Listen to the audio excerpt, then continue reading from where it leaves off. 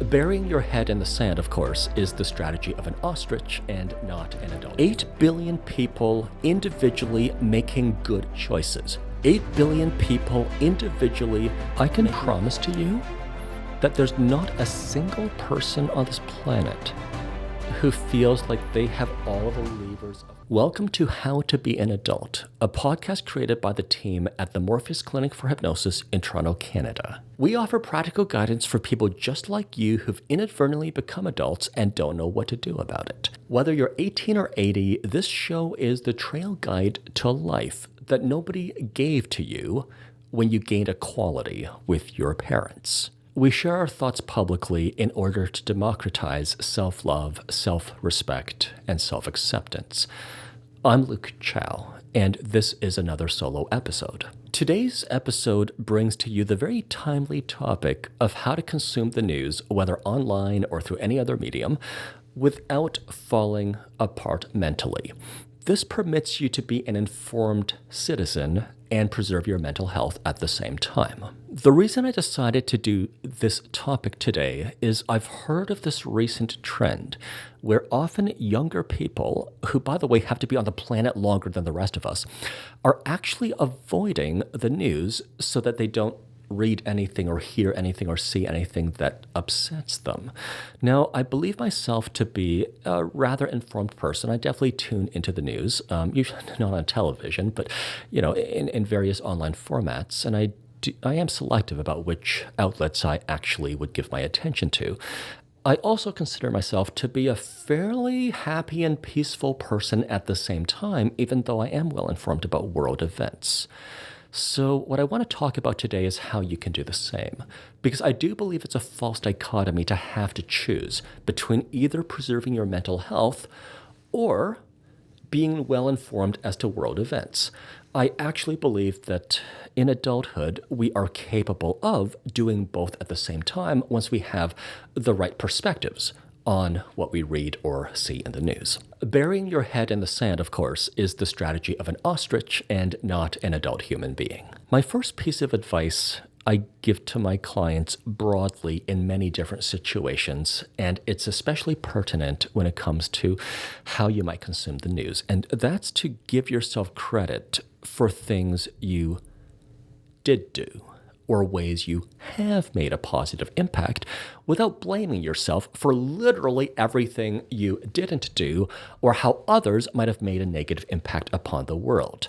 So if you kind of keep in mind that you're among independently thinking, independently feeling, independently acting adults, right? Then it's actually a burden for their conscience, and it's for them to lose sleep over, and it's for them to talk to their therapist about if they commit some kind of horrendous atrocity. It's actually not a burden for your conscience. You get to sleep well at night, you get to feel good about yourself, you get to be at peace, even when independently thinking adults somewhere else on this planet do terrible things. Now, there's always going to be at least someone out of 8 billion people who's doing something horrendous at this moment in time, and some of those people sometimes make it onto the news. There's also simultaneously among the 8 billion people, many who are doing really awesome things. Your obligation to society is not actually to stop all the bad people from doing bad things. Your obligation is, as one individual, to make a positive impact where you can, to do the things that permit you to sleep well at night, to make a positive impact on your friends, your family, your community, because that's where you can make a difference rather than doom scrolling helplessly in your own bed, not wanting to get out of it. So if you're good to animals, you can give yourself credit for that. If you volunteer at the food bank or the soup kitchen, then you are making an impact, and more than if you're, again, doom scrolling without getting out of bed. If you voted in the last election, which, by the way, if you are an adult, you can do and should do, then you are making an impact. You are contributing to political change. And you aren't just helpless in the world like you might have felt the first 18 years of your life. Even if you're separating your recyclables, if you're limiting your jet travel, If you're doing things that you know make a positive impact, you can give yourself credit for the impact you do make without blaming yourself personally or worrying too much if there's another hurricane in Florida.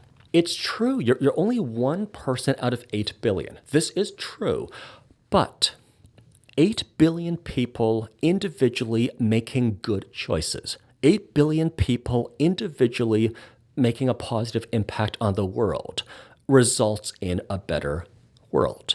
You don't have to overcome the hurdle of being able to control other people's decisions when you individually can control your decisions, make a small impact, and then witness collectively how small impacts can add up. So when everyone in your community doesn't litter and then puts their garbage in the proper receptacle, then you have a more beautiful community, right? If everyone in your city or your state or province or your country vote in the next election, and each vote is counted equally, which is the way it works in a democracy, then regardless of what the results are, you can give yourself credit for voting. You can give yourself credit for contributing as an adult, as an equal, which is what you are now, and without faulting yourself if some other people in your jurisdiction didn't vote along the same lines. You don't have to be in a situation where you didn't vote and then you rue the results and then you're still doom scrolling through the internet. So if the economy's in recession, there is something you can do about it. I can tell you that my hypnosis practice has survived the global financial crisis, and I think at least one or two other recessions since then, and a global pandemic. And I hypnotize people for a living. I move air with my mouth, and people pay me for it in ways that you're going to end up contributing to the world, or in ways you're already contributing to the world. You are making a difference. I know it's one person's individual difference, but one person's individual difference can make an impact and collectively will add up if individuals are making a positive impact. I know that if you care deeply, it's because you have compassion. It's because you have compassion that I'm saying if you redirect your efforts and your energy to making an impact in your part of the world, then the compassion goes somewhere. It doesn't have to make you feel pained when you're browsing the news. We're all adults here, so we can all accept that war is a fact of life through all of human history, and less so today than in pretty much every other point in human history. We can all accept natural disasters happen, and these days, fewer people die in a natural disaster or a pandemic than even just a few hundred years ago, let alone a few thousand. In my prior episodes, you've heard me say that the information, the substance is found in where the glass is half full. And we're just kind of detaching ourselves from reality if we neglect the substance that comprises life to imagine what is in the emptiness or what could be in the emptiness that never contains the substance we can do something with. So it shouldn't shock you to know that there are still wars happening in the world and people are dying horrendously. It shouldn't really surprise you that much that because human beings in the past were careless with carbon emissions, that now there are stronger hurricane seasons. And still, we can do something about it. At least if each individual makes individually an impact, then it adds up. So if you're causing peace in your circle, in your environment, in your community, in your workplace, then you are part of the solution and you're not part of the problem. So give yourself credit where you're part of the solution and recognize it's for other people to lose sleep if they are part of the problem. One thing I'm trying to do with this podcast, as one single individual, I'm not superhuman, by the way, I'm actually just an ordinary human being just like you, and you're a person like me. So one thing I'm trying to do as an individual is to create ripple effects, where if I have myself sorted out, and then I put in the effort to make a positive impact on you, the listener. And then you've heard these ideas and you benefit from these ideas. And then when you speak to those around you, you're words make a positive impact on them, this is one of the ways one individual can make an outsized impact. On the subject of where the glass is half full, we have to keep in mind that journalism outlets often follow the rule of if it bleeds, it leads. So the more sensationalistic stories, the more attention-grabbing train wrecks or car wrecks are the stories that gain traction in the media. If the fire department saved a kitten from a tree, that might not actually make it into the news in any outlet that fancies itself to be a serious journalistic outlet. That doesn't make the rescue of the kitten any less important than it is. All it means is that to sell newspapers, or to get clicks or so-called eyeballs, or to have listeners for a podcast, sensationalism is what does it. For better or for worse, we exist, for most of us listening, in a capitalist economy. So these things are actually meaningful for journalists to keep a job. And even if they want to report on the kitten that got rescued from the tree, their editor might turn it down just so that they all have jobs. I'm kind of describing it. I've not made the world like this. I do my best to adapt to the world being like this. But part of your adaptation is to recognize that what you see or read or hear in the media is not a perfect, faithful representation of every important thing that's happened in your community or worldwide any given day. It's just a selective representation of what's happened in your community or worldwide. And usually it's the more sensationalistic stories or the stories that have the most PR oomph behind them. It's not going to be, unfortunately, heartwarming stories. It's not all human interest stories, even when heartwarming things happen all day long, all around the world. One thing to be aware of is that when any kind of media outlet or social media outlet evokes outrage or fear, it tends to capture attention and increase engagement more than if the outlet or the social media algorithm fosters positive emotions. That's why so much rage bait on social media is because that's what gets the clicks. That's what gets the advertising dollars coming in. Now, I'm describing this to you so that you can join me in my view that anything on social media or traditional media is a very selective and somewhat, or rather biased, representation of the truth out there. There are many truths that happen every day in the world. They can't all be reported on.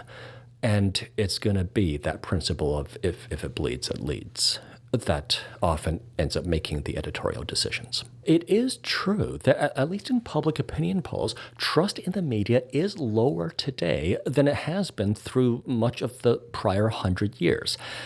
I do know that much of the damage is self-inflicted.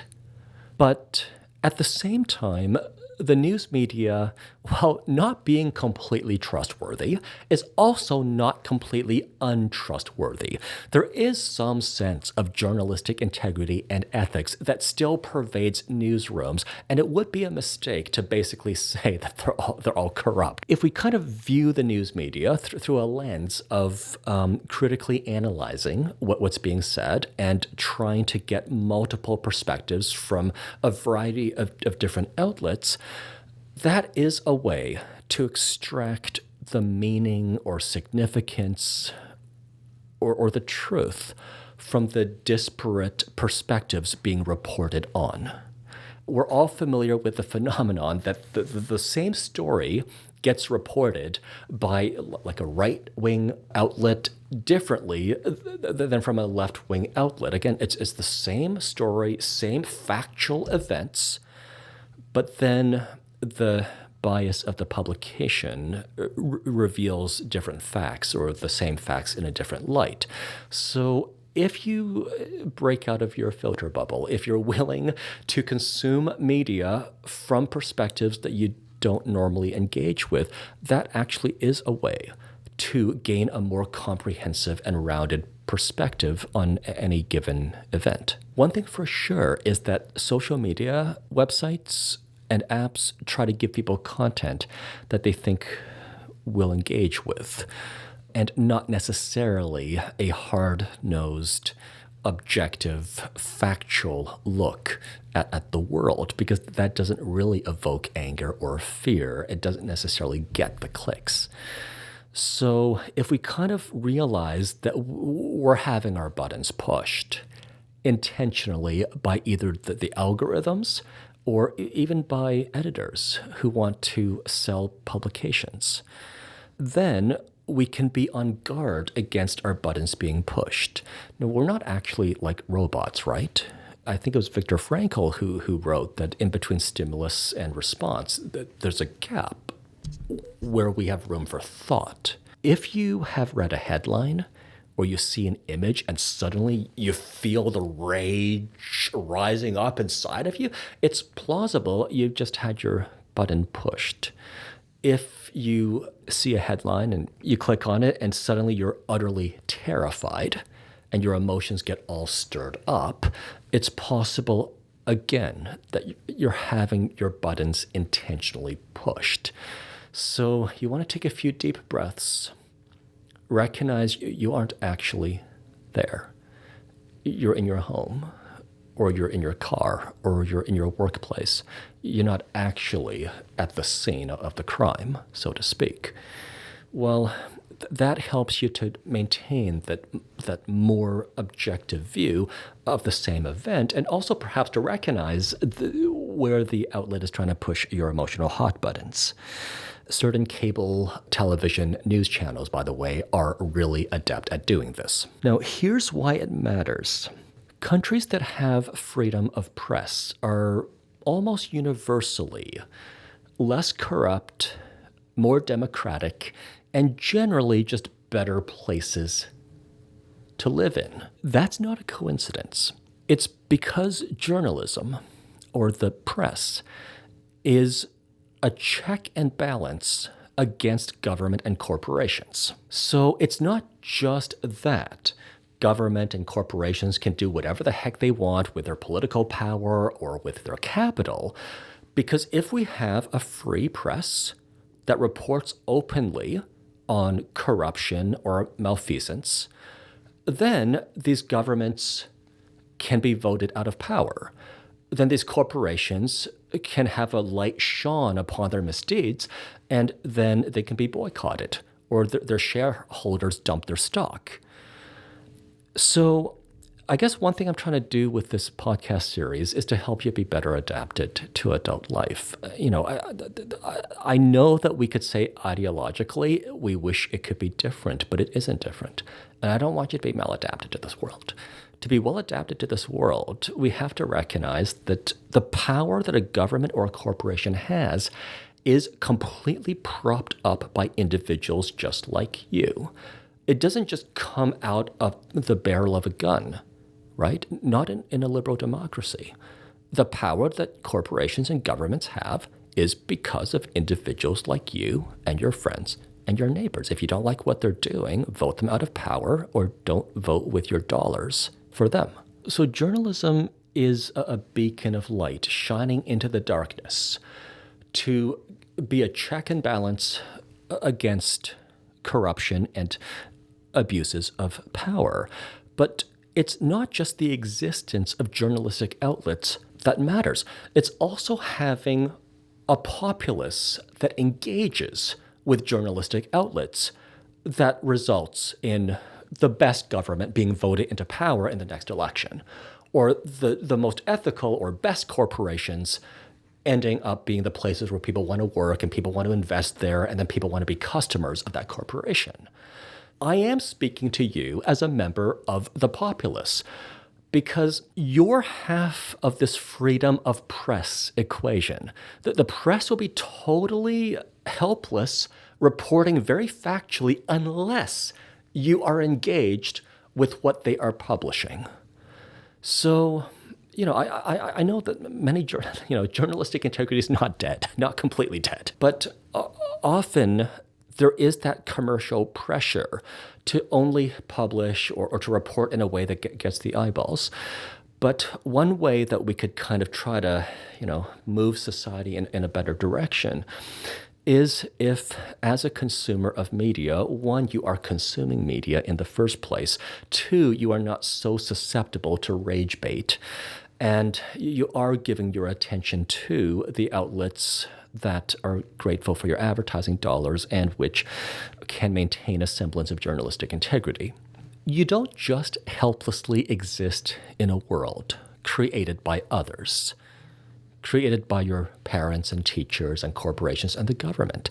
Now that you are an adult, others exist in a world that's created by you. You have the power of your parents or your teachers when you're over the age of 18, and this is clear-cut at the voting booth if you show up.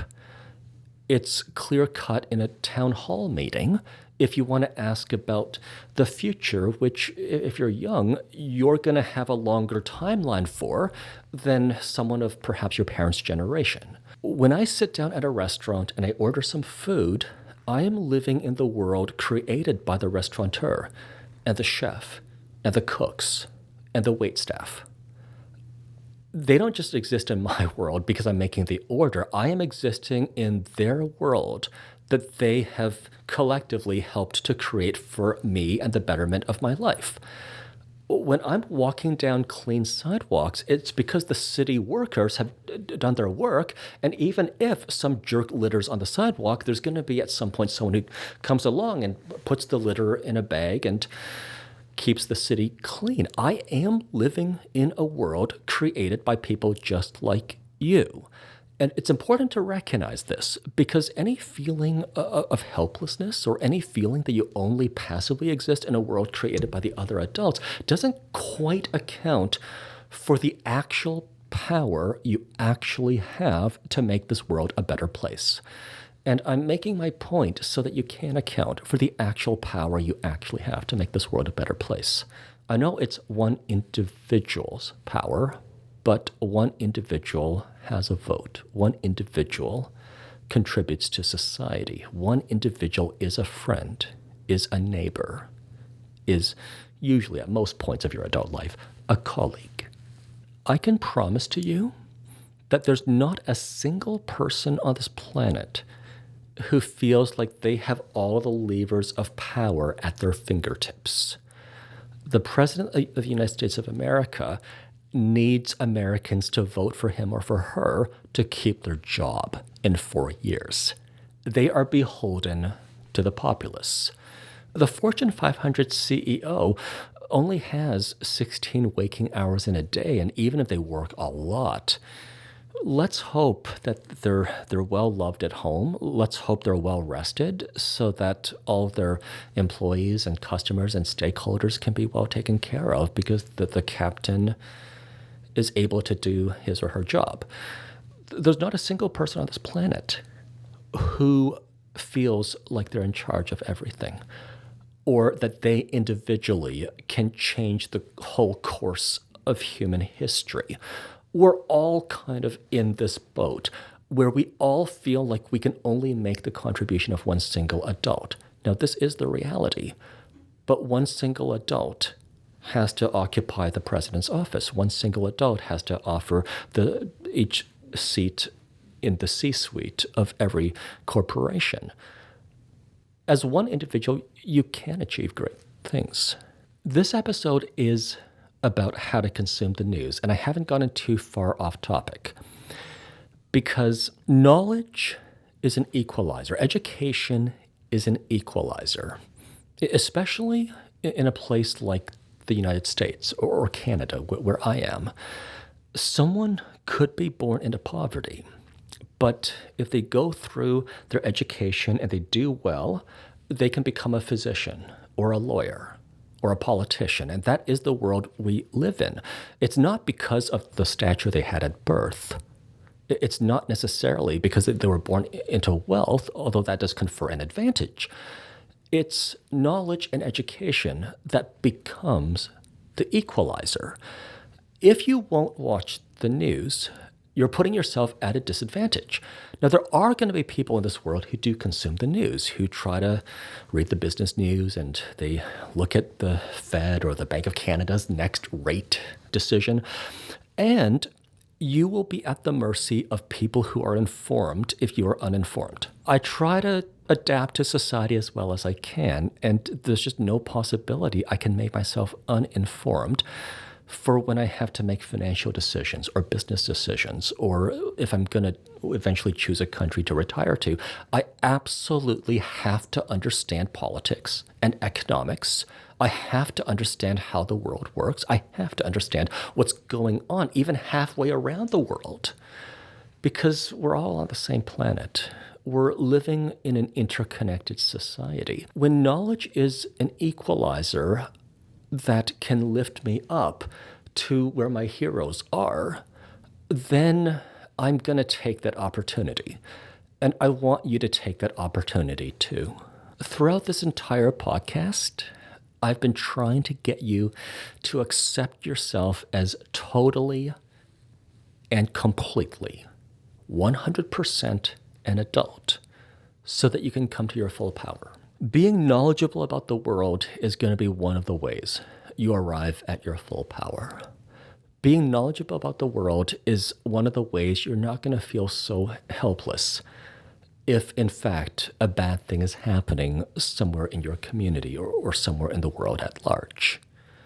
That old cliche about how knowledge is power, it's not just a cliche, because when you can make an informed decision, you can make a better decision than if you were to make an uninformed decision. In adulthood, some of the most important decisions you'll ever make will have to do with who you vote for or which political party you vote for at election time on the local level, the national level, or at the state or the provincial level. At the ballot booth, you're an equal to the billionaires in your neighborhood. Usually you're not. At the ballot booth, you are. At the ballot booth, you're an equal to members of the family that have been in the country for 7 generations.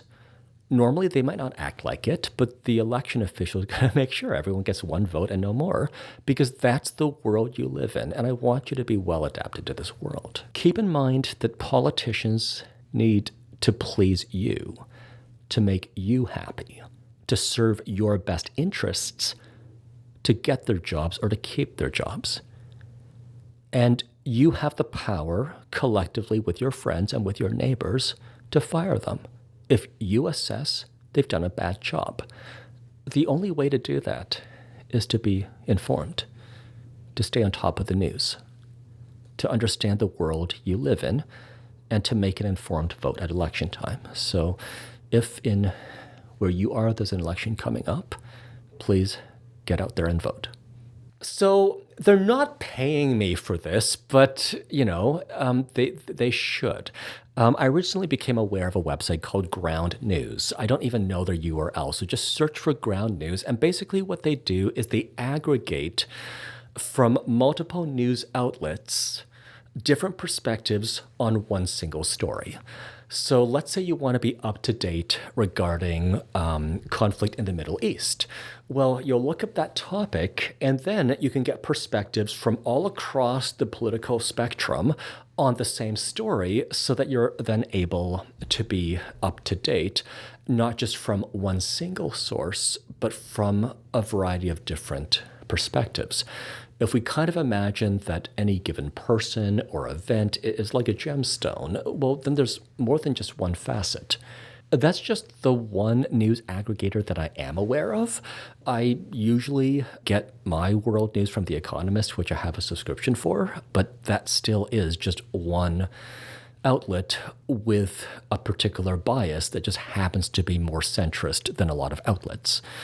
If you happen to know any other aggregators or any other really reliable sources of news and information, There's a comment section on the YouTube version of this podcast, so you can just go to @MorpheusHypnosis, find this episode, and leave your comment there. I guess that's a good note to end on. If you like the kinds of things that we are sharing on this podcast, as a hypnotherapist, I'm kind of a practical philosopher at heart. People kind of hire me to think about their problems on their behalf and then to articulate ways of thinking that might be a path out of the particular problems that they have.